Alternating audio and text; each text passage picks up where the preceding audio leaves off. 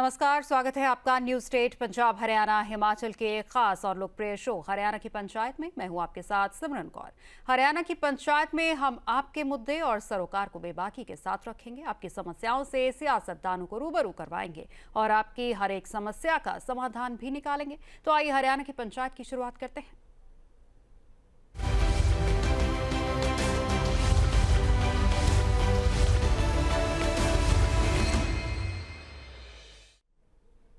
हरियाणा में पुलिस विभाग में एक मुश्त तबादले किए गए हैं। सूबे के 49 पुलिस अफसरों का तबादला कर दिया गया है। तबादला ऐसे अफसरों का किया गया जहां से लगातार कानून व्यवस्था खराब होने की शिकायतें आ रही थी। हरियाणा की पंचायत में आज हम इसी मुद्दे पर चर्चा करेंगे। चर्चा के लिए हमारे साथ विशेष पैनल होगा। चर्चा शुरू करें उससे पहले एक रिपोर्ट देखते हैं।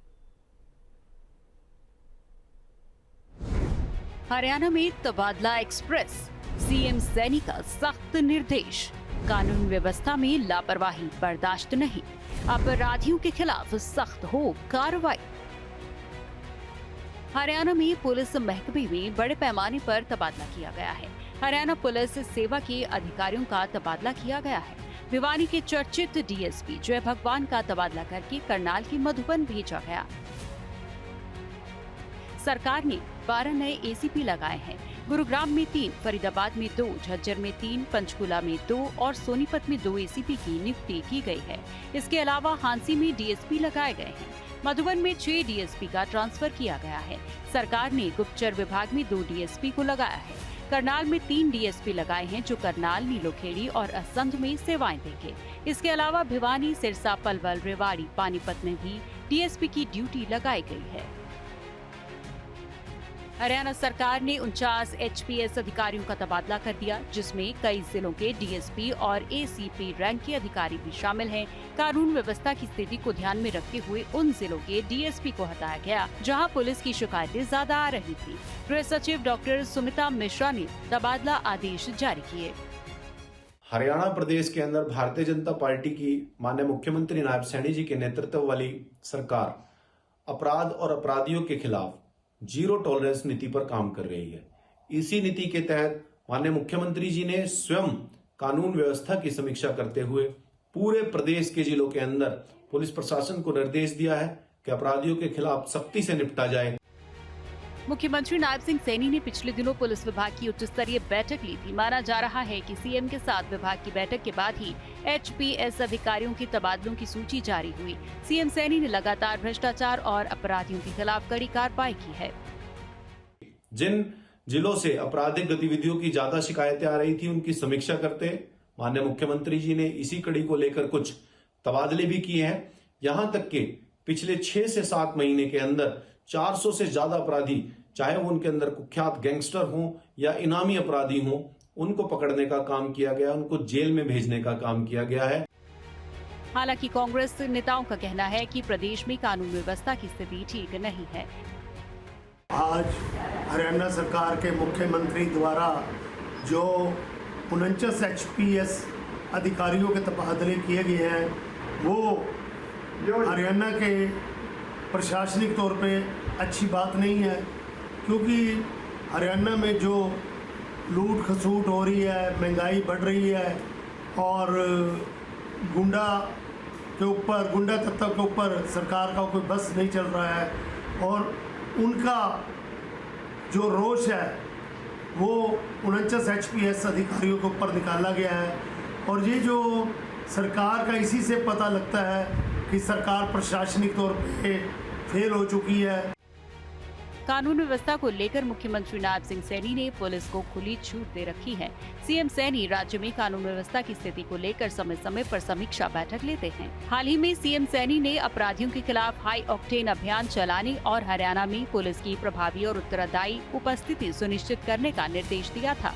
इस बार 49 पुलिस अधिकारियों के तबादले का कारण यही है कि मुख्यमंत्री चाहते हैं कि प्रदेश में कानून व्यवस्था मजबूत हो, क्योंकि यही नायब सैनी सरकार की सर्वोच्च प्राथमिकता है। Team news state. तो इस फेरबदल पर आज हम चर्चा करेंगे और चर्चा में हमारे साथ हैं डॉक्टर पंकज बेनीवाल जी, बीजेपी प्रवक्ता, और वेद प्रकाश विद्रोही जी, कांग्रेस प्रवक्ता। साथ ही हमारे साथ रणबीर शर्मा, रिटायर्ड आईपीएस अधिकारी भी जुड़ गए हैं। आप सभी का बहुत बहुत स्वागत न्यूज स्टेट पंजाब हरियाणा हिमाचल पर। सबसे पहले बीजेपी प्रवक्ता के पास चलते हैं। डॉक्टर बेनीवाल, इस बार जो तबादले हुए उनमें ये तथ्य दिया जा रहा है कि एक तो पुलिस अधिकारियों की शिकायतें आ रही थी, इसके साथ ही जो तबादले जिन जिलों में किए गए हैं उनकी कानून व्यवस्था भी चरमराई गई। तो क्या आप इस बात से सहमत है कि कानून व्यवस्था चरमराई हुई थी इसलिए ये तबादले हुए? नमस्कार सिमरन जी और सभी साथियों को नमस्कार, सभी दर्शकों को मेरा नमस्कार। देखिए, भारतीय जनता पार्टी की सरकार की, नायब सिंह सैनी जी मुख्यमंत्री हरियाणा की, और पुलिस महकमे, पूरी जो हरियाणा की पुलिस है, पूरे प्रदेश वासियों को सुरक्षित और भयमुक्त माहौल मिले, वातावरण मिले, इसके लिए वचनबद्ध है और लगातार कार्यरत है, कार्य कर रही है।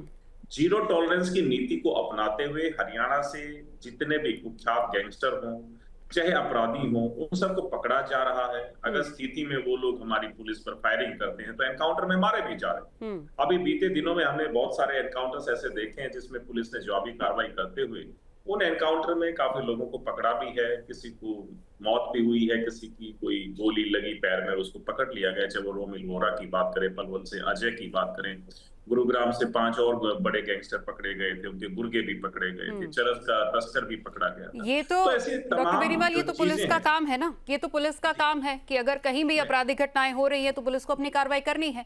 इस फेरबदल के बारे में बात करें, इस फेरबदल के पीछे खास वजह क्या रही? क्योंकि सारी अखबारों की आज यही सुर्खियां थी कि कानून व्यवस्था चरमराई हुई है, इसलिए इन जिलों के तबादले किए गए।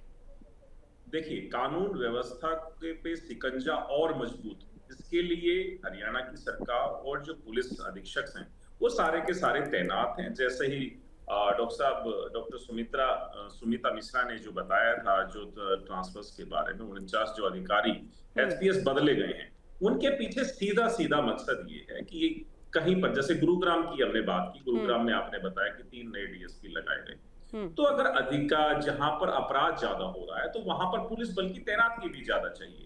वहां पर और एक्सपीरियंस्ड जो पुलिस अधीक्षक हैं या पुलिस अधिकारी हैं वो और अच्छे मजबूत चाहिए। तो ऐसी स्थिति को देखते हुए ऐसे कुछ तबादले किए गए हैं जिनकी वजह से जहां पर, जैसे गुरुग्राम है, फरीदाबाद है, यहाँ पर अगर अपराध की स्थिति ज्यादा है, यहाँ पर डेंस पॉपुलेशन की वजह से अगर ऐसा हो रहा है तो वहां पर और अधिकारियों की नियुक्ति की गई है। और हरियाणा की सरकार की या नायब सिंह सैनी जी के कथन भी कुछ दिन पहले बहुत चर्चा में भी रहा और लगातार वो कहते भी रहे हैं कि या तो बदमाशी छोड़ दें या फिर हरियाणा छोड़ दें।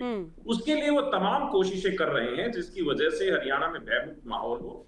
और ये जो एचपीएस अधिकारी बदले गए हैं या इनके तबादले किए गए हैं, इन तबादलों के पीछे सीधा एक ही मकसद है कि हरियाणा की जनता को भयमुक्त माहौल मिले और जो गुंडा तत्व हैं, जो बदमाश तत्व हैं, जो अपराधी प्रवृत्ति के जो लोग हैं, वो हरियाणा से बाहर निकल जाएं या फिर उनको सलाखों के पीछे। जी ठीक। हमारे साथ कांग्रेस प्रवक्ता भी जुड़े हैं, उनके पास चलते हैं। वेद प्रकाश विद्रोही जी हमारे साथ जुड़े हैं। वेद प्रकाश जी, मेरी आवाज आपको मिल पा रही है? जी हाँ जी। डॉक्टर बेनीवाल ने कहा कि सुरक्षा व्यवस्था को और सुचारू करने के लिए ये तबादले किए गए। पहली बात तो क्या आप उनकी बात से सहमत हैं? और दूसरी बात, इन तबादलों के पीछे आपको क्या लगता है, ट्रांसपेरेंसी के साथ ये तबादले हुए हैं या फिर किसी को फायदा पहुंचाने के लिए या अपने राजनीतिक लाभ के लिए ये तबादले किए गए? सिमरन जी, आपको, रणवीर शर्मा जी को, पंकज जी को और आपके दर्शकों को मेरा नमस्कार। जी नमस्कार। पहले तो भाजपा ये तय कर लें कि उनकी जीरो टॉलरेंस की नीति के तहत हरियाणा में अपराध है या नहीं। एक तरफ वो कहते हैं कि अपराध नहीं है और दूसरी तरफ आप बता रही हैं और अखबारों की सुर्खियां भी हैं और सुमित मिश्रा भी यही कह रही थी कि भाई कानून व्यवस्था जो लचर है उसको ठीक करने के लिए या जिन अधिकारियों के खिलाफ कानून व्यवस्था पर अंकुश न लगाने के आरोप थे, भ्रष्टाचार के आरोप थे, इसलिए उनके ट्रांसफर किए। तो भाजपा कंफ्यूज्ड है, वो यही नहीं तय कर पा रही कि हरियाणा की कानून व्यवस्था ठीक है या गलत है। मैं तो सोचता था जब आपका मैंने प्रारंभिक प्रोमो सुना कि आज कम से कम भाजपा ये बात को स्वीकार करेगी कि कानून व्यवस्था हरियाणा की लचर है और उसको हम ईमानदारी से ठीक करने का प्रयास कर रहे हैं। और मैंने सोचा था कि मैं इसके लिए साधुवाद भी दूंगा अगर वो ऐसा कहेंगे, पर इनके तो वही बात है, वही ढाक के 3 पात। अब मैं सीधा आपके सवाल पर आता हूँ। देखिए, ये अगर ट्रांसफर जैसे सुमित मिश्रा होम सेक्रेटरी जी कह रही हैं, अगर ये ट्रांसफर इस आधार पर किए गए वो अक्षम अधिकारी थे, तो मैं एक सवाल पूछना चाहता हूं, ऐसे कितने अधिकारी हैं 49 में से जो अक्षम थे, जिनको आपने खुड्डे लाइन लगाया, प्लम पोस्ट नहीं? अगर आपने इन्हीं भ्रष्ट अधिकारियों को नकारा दिया, अधिकारियों को एक जिले से एक उपमंडल से दूसरे उपमंडल या एक जिले से दूसरे जिले में लगा दिया, तो उससे होगा क्या? आज वो यहाँ भ्रष्टाचार कर रहे थे, कल वो दूसरे जिले बिल्कुल वही मैंने पूछा था कि ट्रांसपेरेंसी, आपको लगता है कि ट्रांसपेरेंसी से ये तबादले हुए? मैडम मैं उसी पर आ रहा जी हूं, जी मैंने जी इसलिए कहा ना, मैंने आपके सवाल के जवाब में ये बात कही। जी जी जी। जब ये नहीं दिख रहा कि भ्रष्ट और नाकारा अधिकारियों को अंकुश लगाने के लिए ट्रांसफर किए हैं, अपितु ये शतरंज के मोहरे इधर से उधर किए गए, इसका मतलब है कि ये ट्रांसफर कानून व्यवस्था के लिए नहीं, अपितु फेस सेविंग के लिए है। और मेरा तो बड़ा स्पष्ट आरोप है कि भाजपा में जो प्लम पोस्टेज हैं, डीएसपी के हैं, एसपी के हैं, वो ट्रांसफर होते हैं बोलियां लेकर, पैसे लेकर, और वो पैसे भी 2 से 3 साल के पैसे लिए जाते हैं। आप मेरी बात को नोट कर ले, जो एसपी डीएसपी जिस पर कितना ही बड़ा आरोप क्यों ना हो, अगर उसको एक जिले से दूसरे जिले में ट्रांसफर होता है और उसका पैसा दिया 2 या 3 साल पूरा नहीं हुआ है, तो उसको उसी पोस्ट पर भेजेंगे, वही भेजेंगे जहां वो पैसे कमा सके। वरना जो अधिकारी नाकारा है, नाकामयाब है, उसको तो खुदे लाइन लगाना चाहिए, उसको तो लाइन हाजिर मधुबन में करना चाहिए, जैसे जोगिंदर को किया आपने बताया। मैं स्वागत करता हूं अगर जोगिंदर को नाकारापन और भ्रष्टाचार के लिए अगर लाइन हाजिर किया है, तो ऐसा करना चाहिए। ऐसा तो हो नहीं रहा है। और 49 डीएसपी का मतलब, रणवीर शर्मा जी आईजी हैं, वो मेरे ज्यादा आपको बताएंगे। बिल्कुल बिल्कुल, रणवीर शर्मा जी के पास ही चलते हैं, उन्हीं से पूछ लेते हैं। रिटायर्ड आईपीएस है रणवीर शर्मा जी। जी जी जी जी, आपके पास वापस आएंगे वेद प्रकाश जी। रणवीर शर्मा जी से पूछ लेते हैं। रणवीर जी, ये जिस तरीके से बम्पर तबादले हुए हैं, क्या आप मानते हैं कि ट्रांसपेरेंसी से ये तबादले किए गए, या फिर जो कांग्रेस प्रवक्ता ने कहा उनकी बात से इत्तेफाक रखते हैं? मैडम देखो, जहां तक ट्रांसफर पॉलिसी का मामला है, उसके मोटे मोटे 3 कारण होते हैं। सबसे पहले हमारी ट्रांसफर पॉलिसी कम से कम 2 साल और मैक्सिमम साल, जिन अफसरों के 2 साल हो गए हैं या 3 साल होने जा रहे हैं, वो जर्नल ट्रांसफर के तौर पे देखे जा सकते हैं। जब भी मास होते हैं, ज्यादा ट्रांसफर होते हैं, तो वो इस तरीके से जा सकते हैं कि यहाँ उनका या तो टेन्योर पूरा हो गया है या उनका टेन्योर बाकी अभी मतलब होने जा रहा है। नंबर 1। नंबर 2, दूसरा तबादले होते हैं जिन लोगों की वाकई कोई शिकायत होती है कि वो काम अपना अच्छी तरह से नहीं कर रहे हैं और वहां जनरल पब्लिक की शिकायत आती है, अभी ये सही नहीं है, करप्ट है या गलत है वगैरह वगैरह वगैरह, तो शिकायतन बेस के ऊपर भी ट्रांसफर होते हैं। तीसरी ट्रांसफर होती है उन अफसरों की जहां किसी जिले में या किसी सब डिवीजन के अंदर क्राइम ज्यादा बढ़ जाता है, तो आमतौर पे डीजी, होम सेक्रेटरी और प्लस सीएम ये देखते हैं कि कौन सा अच्छा अफसर है, उस जगह के ऊपर भेजा जाए जहां वो उस क्राइम को कंट्रोल कर सके। तो मोटे मोटे ये 3 कारण होते हैं जब मास ट्रांसफर होती है। तो जी, जो लास्ट बात आपकी है लाइन ऑर्डर की, ये ठीक है कि जब लाइन ऑर्डर एक ऐसा मैटर, अपराध कभी खत्म नहीं होते हैं और पुलिस की ड्यूटी है उन अपराधों को कंट्रोल करना, शांति बहाल करना, लाइन ऑर्डर कंट्रोल करना। तो उस शांति बहालने के लिए पूरी पुलिस अपना प्रयास करती है और सरकार जब उनको खुली छूट देती है कि भी 0 टॉलरेंस है, जहां अपराधी मिले उससे सख्त से सख्त कार्रवाई करते हुए उनको सलाखों के पीछे डाला जाए। तो ऐसे में पुलिस की खुली छूट होने के बाद अगर फिर भी वो पुलिस ऑफिसर कामयाब नहीं होता है, तो यहां उसकी एक किस्म की अकाउंटेबिलिटी फिक्स हो जाती है, अभी आपने काम सही नहीं किया। तो लोगों का भी ट्रांसफर होता है। 0 टॉलरेंस अगर सरकार की है और वो मतलब नीतियां चल रही हैं तबादलों के तहत, उसमें द वर्ड इज अकाउंटेबिलिटी में यूज कर रहा हूं कि ऐसे मुलाजमों की या अफसरों की अकाउंटेबिलिटी जवाबदेही फिक्स हो जाती है और फिक्स होने के बाद उनको ये दिखाई दिया कि भी ये लड़के या ऑफिसर जो है ना वो सही तरीके से काम नहीं कर पा रहे हैं, उसको हम आमतौर पे सजा के तौर पे भी देख सकते हैं, लेकिन एक ट्रांसफर जो है ना वो तो गहना है पुलिस ऑफिसर का, उसको ट्रांसफर नहीं भी कर दो, उसको वो सारी चीजें एक नॉर्मल ड्यूटी का हमारा बिल्कुल, ये एक रूटीन पार्ट होता है, पुलिस की ड्यूटी का रूटीन पार्ट होता है ट्रांसफर। और आपने पूरी पॉलिसी बताई कि किन किन आधार पर ट्रांसफर्स किए जाते हैं। डॉक्टर बेनीवाल, आपके पास मैं आऊंगी। इससे पहले कांग्रेस के प्रवक्ता कह रहे थे कि ट्रांसफर कराने के भी पैसे लिए जाते हैं और पैसे लेके ट्रांसफर कराया जाता है। किसी पुलिस अधिकारी पर गाज गिर रही होती है, अगर वो ट्रांसफर लेना चाहता है तो इस तरीके की धांधली भी चलती है। क्या कहेंगे आप? देखिए, कांग्रेस के साथी मेरे बड़े भाई वेदप्रकाश विद्रोही अपना ही कार्यकाल याद आ रहा है, मतलब वो अपने कार्यकाल में किस तरीके से ट्रांसफर करते थे वो उसका व्याख्यान। जी रणबीर जी, आपके पास आएंगे। अभी डॉक्टर बेनीवाल से सवाल है।